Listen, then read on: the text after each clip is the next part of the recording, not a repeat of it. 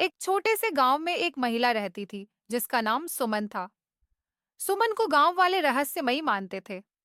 कहते थे कि वह काला जादू जानती है। उसका घर गांव से थोड़ा दूर एक घने जंगल के पास था। उसके घर के आसपास बड़े बड़े पेड़ और झाड़ियां थीं जो रात में बहुत डरावनी लगती थीं। कोई भी उसके घर के करीब जाने की हिम्मत नहीं करता था। एक दिन गांव का एक युवक अजय ने फैसला किया कि वह सुमन के घर जाएगा और सच्चाई का पता लगाएगा। उसे लगता था कि ये सब अफवाहें हैं, लेकिन अजय को नहीं पता था कि उसका यह फैसला उसकी जिंदगी बदल देगा। उस रात जब पूरा गांव सो रहा था, अजय ने सुमन के घर जाने की हिम्मत की। चांदनी रात थी और हर तरफ खामोशी छाई हुई थी।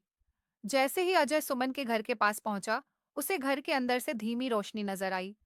उसने धीरे से दरवाजा खटखटाया, लेकिन कोई जवाब नहीं आया। अजय ने हिम्मत करके दरवाजा खोला और अंदर गया। अंदर का नजारा देखकर उसकी सांसें थम गईं। घर के बीचों बीच जमीन पर एक लाल रंग का अजीब सा गोल घेरा बना हुआ था। उस घेरे के चारों ओर मोमबत्तियां जल रही थीं। घेरे के अंदर सुमन बैठी थी, आंखें बंद, और कुछ मंत्र पढ़ रही थी। उसके चारों ओर काले धुएं की परछाइयां घूम रही थीं, जैसे कोई भूतिया शक्ति जन्म ले रही हो। अजय डर के मारे कांपने लगा और बोला, सुमन दीदी, ये आप क्या कर रही हैं?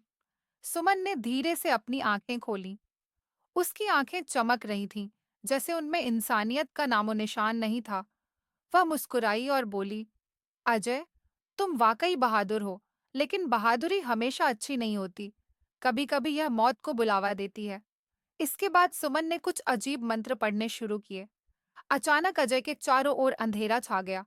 उसकी आंखों के सामने सुमन का चेहरा बदलने लगा। वह धीरे-धीरे एक खौफनाक काली छाया में बदल गई।